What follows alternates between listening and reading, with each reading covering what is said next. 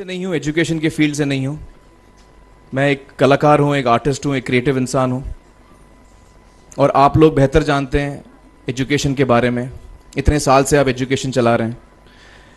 पिछले कुछ साल से मेरा अनुभव हुआ है, चूँकि मैंने कुछ फिल्में की हैं। एक फिल्म थी तारे ज़मीं पर, और अभी हाल ही में मेरी जो फिल्म आई है 3 इडियट्स, ये दोनों फिल्में एजुकेशन के टॉपिक पर हैं।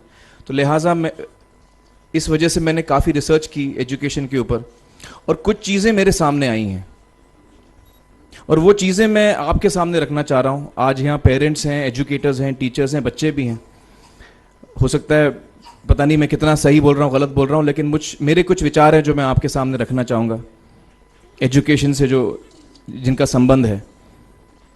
और वो ये कि सबसे पहले तो हर बच्चा ख़ास होता है। ये मैंने डिस्कवर किया अपने रिसर्च में। हर बच्चा ख़ास होता है। हर बच्चे में हमारी तरह, आपकी तरह और हमारी तरह, हर बच्चे में कुछ ना कुछ काबिलियत होती है, कुछ ना कुछ कमज़ोरी होती है। मुझ में भी कमज़ोरी है, काबिलियत है।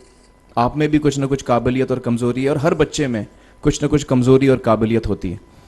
और हमें as parents, as elders, as education system, हमें हर बच्चे की खासियत को पहचानना है, उससे मदद करनी है। उसकी क्या खासियत है, उसका क्या दिल चाहता है, उसे किस चीज़ में खुशी मिलती है, वो हमें उसको हेल्प करना है कि हम उसको वो ढूंढ सके, और उसमें हमें सपोर्ट करना है। और जो उसकी कमज़ोरी है उसमें हमें उसको सपोर्ट करना है।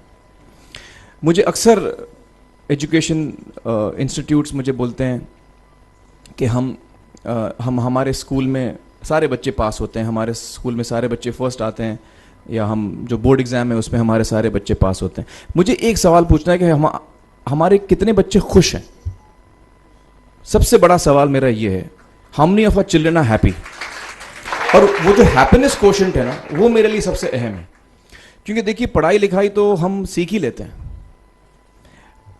जब मुझे कोई चीज़ सीखनी होती है तो मैं कुछ ना कुछ करके सीख ही लेता हूँ। हमारी फिल्म 3 इडियट्स जब रिलीज़ होने वाली थी, रिलीज़ से पहले हमने कई स्क्रीनिंग्स रखे थे, टेस्ट स्क्रीनिंग जिसको हम कहते हैं, जिसमें कि हम ऑडियंस जैसे आप लोग हैं उनको बुलाते हैं, फिल्म दिखाते हैं, उनसे पूछते हैं कि फ़िल्म कैसी लगी। ऐसे एक टेस्ट स्क्रीनिंग हमने किया था। बम्बई में एक फैक्ट्री में कारीगर लोग काम करते हैं, तो करीब 25-30 कारीगर आए थे उस स्क्रीनिंग में। स्क्रीनिंग के बाद एक कारीगर था, उसने मुझसे एक सवाल पूछा। उसने मुझसे ये पूछा, आप लोगों ने फिल्म देखी है 3 इडियट्स? उसने मुझे एक सवाल पूछा जो बहुत कमाल का सवाल था। उसने मुझे ये सवाल पूछा कि सर, पिक्चर के अंत में हमें पता लगता है कि आप तो रणछोड़ दास थे ही नहीं, रैंचो तो थे ही नहीं आप, तो सर्टिफिकेट तो आपको मिला नहीं, वो तो जावेद जाफरी को मिल गया। तो आप इतने बड़े साइंटिस्ट कैसे बन गए?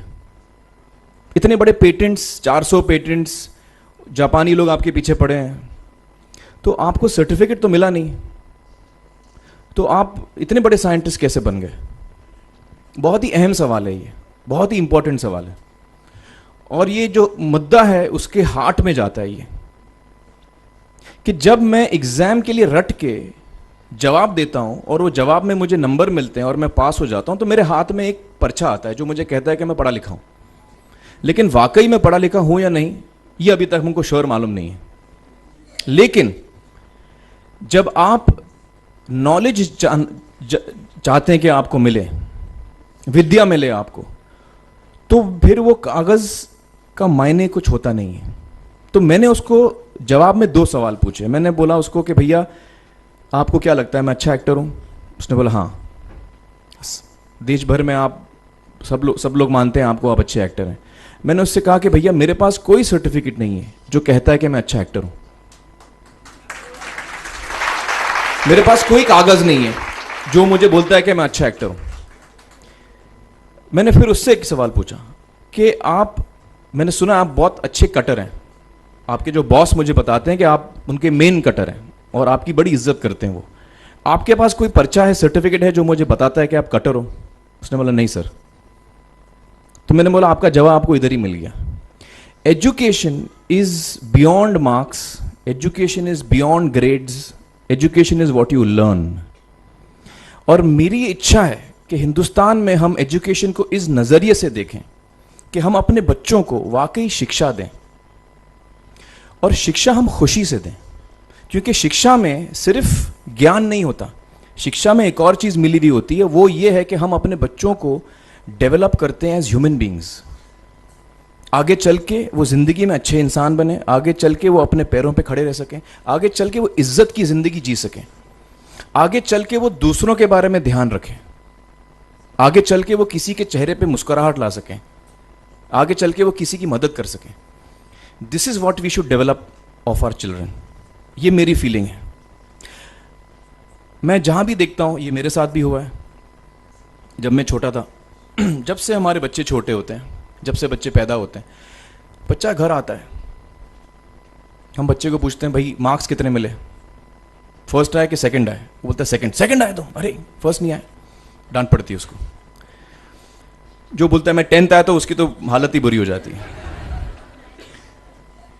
बच्चे को लगता है यार ये फर्स्ट आना बड़ा ज़रूरी है। उसको रेस में हम पूछते हैं तुम रेस में फर्स्ट आए कि सेकंड आए?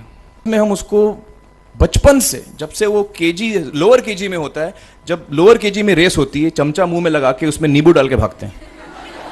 उसमें भी हम बच्चे को पूछते हैं अरे मेरा बेटा फर्स्ट आएगा, ला, ओ बेटा मेरा फर्स्ट आना, मतलब पेरेंट्स चिल्ला रहे हैं बेटा भागो, मतलब नींबू लेके भागो।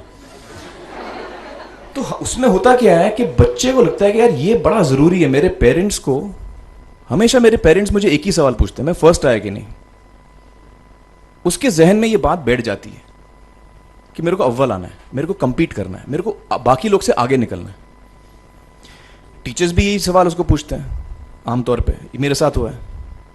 होता क्या है कि जब वो बच्चा 21 साल का होता है तो वो बड़ा सेल्फिश हो जाता है, और उसको सेल्फिश हमने बनाया, हमारे सिस्टम ने बनाया।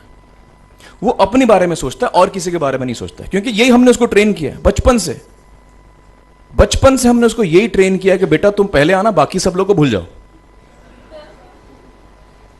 तो जब वो नौजवान बनता है तो उसका नजरिया सोसाइटी की तरफ यही हो जाता है कि भैया मुझे आगे बढ़ना है, बाकी सब बाय हुक और by crook I must succeed, I don't care about anybody else. मेरा ये दिल कहता है, मेरा ये दिल चाहता है कि अगर हम जितने यहां पेरेंट्स हैं, एडल्ट्स हैं, यंगस्टर्स हैं जो कल जाके पेरेंट्स बनेंगे, अगर हम अपने बच्चों को ये सीख दें जब वो छोटे हैं, जब वो घर आए हम उसको ये सवाल पूछें, ये नहीं पूछें कि मार्क्स कितने मिले, उसको ये पूछें कि बेटा आज तुमने किसकी मदद की,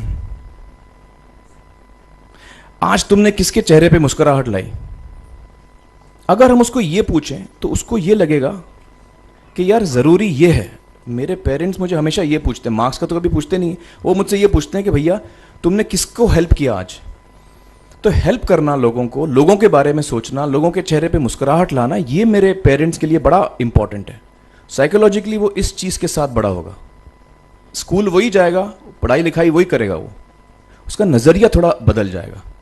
जब वो बच्चा नौजवान बनेगा, 21 साल का होगा, और सारे बच्चे उस उम्र के जब 21 साल के होंगे, हमारी सोसाइटी चेंज हो जाएगी। क्योंकि तब हमारी सोसाइटी में ऐसे नौजवान होंगे जो खुद के बारे में नहीं सोच रहे हैं, दूसरों के बारे में सोच रहे हैं। तो मुझे लगता है कि सबसे बड़ी चीज जो हमारे एजुकेशन सिस्टम में मैं देखना चाहूंगा, जो मैंने अपने स्कूल लाइफ में नहीं देखी, कि हमको ये अहमियत इस पे दी जा रही है कि हम अपने आसपास के बच्चों को कितना हेल्प कर रहे हैं। ये एक बहुत बड़ी तब्दीली अगर आ जाए तो मुझे लगता है कि हमारा देश बहुत सुधर सकता है, बहुत बदल सकता है, हम बहुत